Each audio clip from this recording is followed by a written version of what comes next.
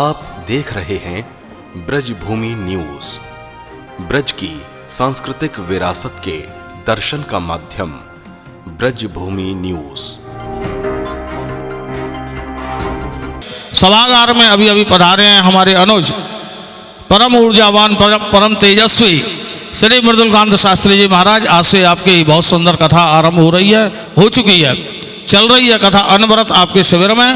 आप अपने अमूल्य समय में से भी समय निकाल करके आए हैं, इसके लिए आभार। और आपका आह्वान मंच पर कुछ क्षणों के लिए मंच पर अपना वक्तव्य दे करके आप चले जाएं कथा के लिए। अपना वक्तव्य देकर आचार्य श्री मृदुलकांत शास्त्री जी महाराज। दो तीन शब्द कहूंगा।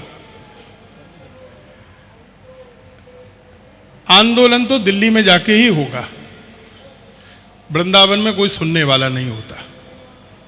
आप वृंदावन में 1 वर्ष के लिए बैठ जाइए अनशन पे, कोई अंतर नहीं पड़ेगा। पहले बैठी थे केशी घाट पे। आप दिल्ली जाते हैं, पैदल नहीं जाके सीधे दिल्ली जाएं। पहले भी मेरा श्री राधाकांत भैया से, सुनील भैया से यही निवेदन था कि अपनी ऊर्जा रास्ते में व्यय हो जाती है, हम लोग सीधे दिल्ली जाएं, सीधे जंतर मंतर पे बैठें। सरकार घबराई थी पिछली बार, तो अनशन से घबराई थी। आपको याद होगा बार बार माननीय श्री राजनाथ सिंह जी ने एक ही बात कही, वो अनशन तोड़ेंगे कि नहीं तोड़ेंगे। बोले भूख हड़ताल तोड़ेंगे कि नहीं, बाकी आप जंतर मंतर पे 1 साल बैठे रहो, हमको कोई अंतर नहीं पड़ता।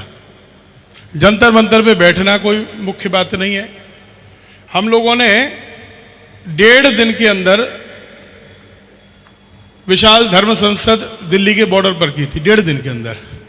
आज शाम को 7 बजे प्लानिंग हुई थी और परसों सुबह 11 बजे धर्म संसद हो गई थी, जिसमें जगतगुरु दोनों शंकराचार्य द्वय भी आए और हर संप्रदाय के जगतगुरु श्री वैष्णवाचार्य भी पधारे। सभी प्रमुख संत थे।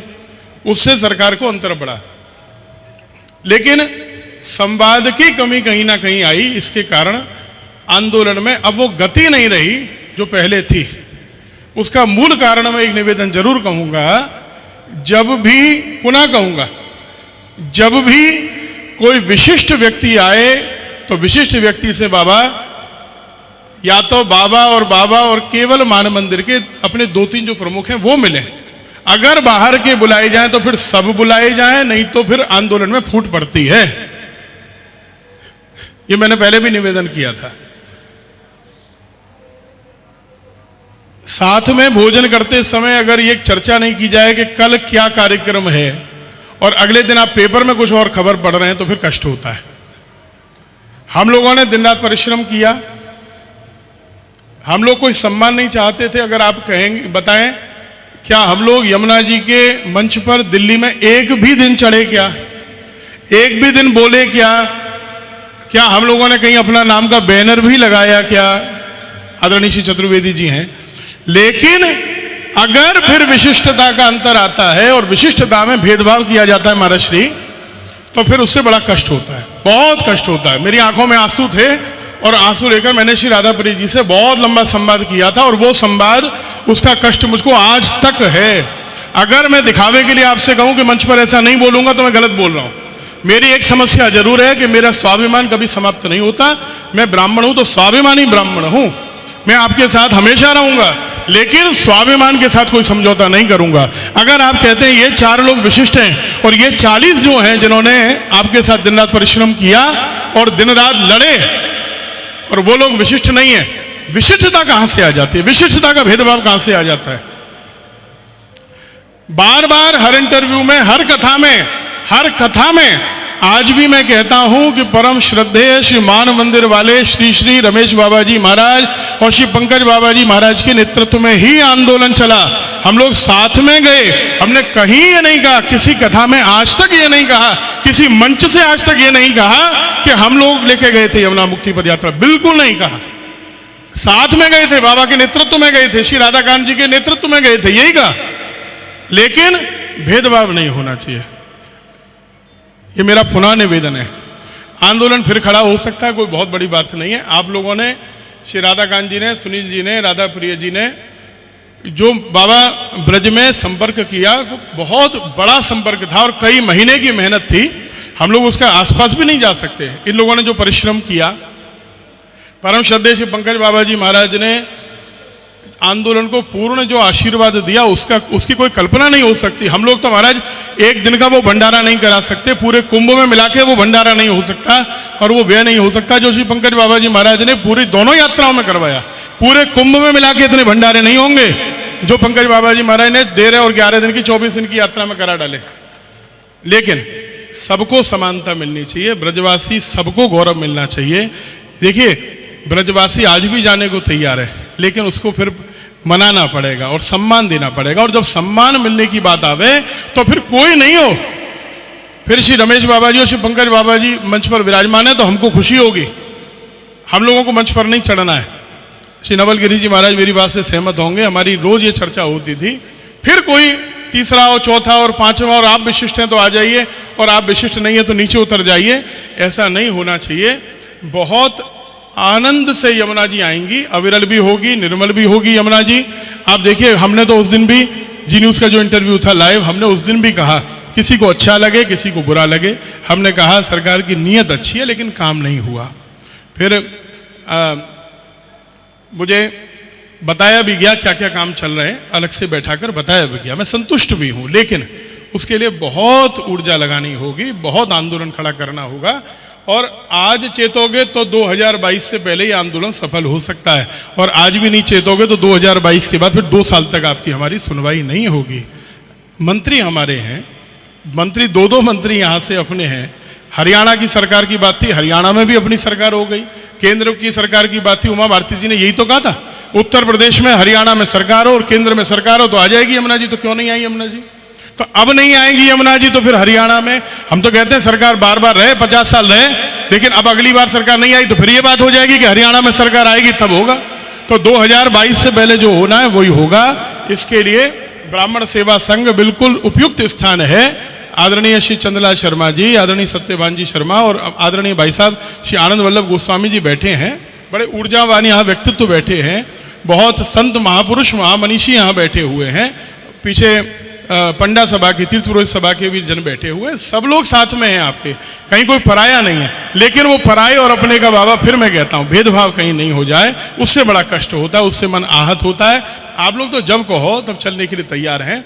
भैया संजीव जी ने अच्छी बात कही, कुंभ में पदयात्रा निकालनी चाहिए, कुंभ में एक यात्रा होनी चाहिए, जरूर हो, लेकिन भैया संजीव जी इससे ये कुछ सरकार नहीं छेदेगी, इससे कुछ ये लोग यमुना जल छोड़ देंगे, ऐसा नहीं होगा, मुझे ऐसा लगता है बाबा। हम लोग ठीक है, सब एक जागरण कर सकते हैं, बाकी एक आंदोलन की तिथि निश्चित करके उठना चाहिए, मैं ऐसा मानता हूँ। देखिए सभा होगी भैया राधाकांत जी, सभा के बाद फिर हम लोगों को 10 दिन 15 दिन लग जाएंगे विचार में। आप तो एक बाबा की आज्ञा लीजिए, कल परसों तक एक डेट निश्चित करिए कि इस दिन से दिल्ली में जाएंगे। जो डेट निश्चित हो जाएगी तो काम भी हो जाएगा, जब तक डेट निश्चित नहीं होगी तब तक काम नहीं होगा। आप लोग सहमत हैं कि नहीं? तिथि निश्चित होकर उठना चाहिए। कुंभ मेला 15-16 के बाद कुछ नहीं है, ये भी ध्यान रखना, 25 तक नहीं चलता है, अखाड़े उखड़ने लग जाते हैं 15-16 के बाद। इसलिए जो भी करना है वो 15-16 से पहले आप पुनः इसी मंच पर आए, यहीं ब्राह्मण सेवा संघ के शिविर में आए, और पुनः तीर्थ पुरोहितों का वो अपने सेवायत सम्मेलन यहाँ पर है, 17 तारीख को यहाँ है, उस दिन आप तिथि की घोषणा करें। श्री बाबा महाराज द्वय के आशीर्वाद से, इनकी आज्ञा से तिथि की घोषणा करें। इस दिन से दिल्ली में आमरण अनशन शुरू होगा, कोई भीड़ की जरूरत नहीं। क्या होगा? आमरण अनशन शुरू होगा। 50,000 लोग ले जाके कुछ नहीं होगा भैया, आप लोग साक्षी हैं। अनशन खत्म होगा कि नहीं, ये बात थी। 50,000 की संख्या की जरूरत नहीं है, 500 लोग जाएंगे, संत महापुरुष जाएंगे, आमरण अनशन शुरू करेंगे। केवल एक ये तिथि निश्चित कर दी जाए तो बहुत सारी जो सेवा संस्थाएं हैं उन सबका सक्रिय योगदान इसमें मिलता रहेगा।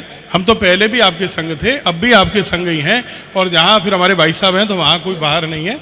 मैं केवल व्यस्तता के कारण आपको समय नहीं दे पा रहा हूँ, मुझे बड़ा खेद भी है। देखिए ब्राह्मण सेवा संघ ने मुझे वो सम्मान दिया, बड़ा गौरव दिया, लेकिन और मैं हृदय से मुझे कष्ट है कि पंडाल में देखिए जिम्मेदारी भैया जी 2-4 लोगों पर ही होती है, अगर व्यक्ति हटेगा तो समस्या आ जाएगी। तो इसी कारण हम लोगों का सोना भी 2-3 घंटे ही हो पा रहा है। इस कारण मैं फिर ब्राह्मण सेवा संघ का अगला आयोजन जब होगा तो डबल समय मैं दे दूंगा। उस समय नागिन जी से कहूँगा कि आप उस समय आराम कर लीजिए, आपका दायित्व मैं निर्वाह करता रहूँगा। राधे राधे।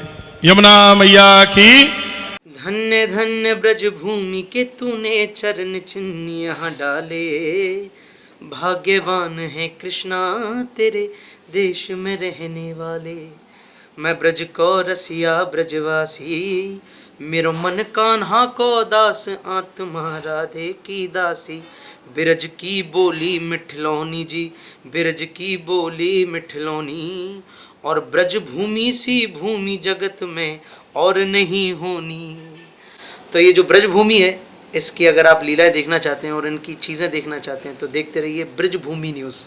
मुक्ति कहे गोपाल सो मेरी मुक्ति बताए, ब्रज रज उड़ मस्तक लगे, मुक्ति मुक्त है जाए। चारों धामों से निराला ब्रज धाम और उसकी विरासत, संस्कृति, खान पान, रहन सहन का जीवंत माध्यम ब्रज भूमि न्यूज़ यूट्यूब पर, जहां नित्य ठाकुर दर्शन, संत महंतों के आशीष वचन, भावपूर्ण भजन, ठाकुर रासलीला के नित्य दर्शन, आध्यात्म पर चर्चा और आपकी जिज्ञासा के उत्तर, साथ ही मुख्य आयोजनों का सीधा प्रसारण YouTube चैनल के माध्यम से।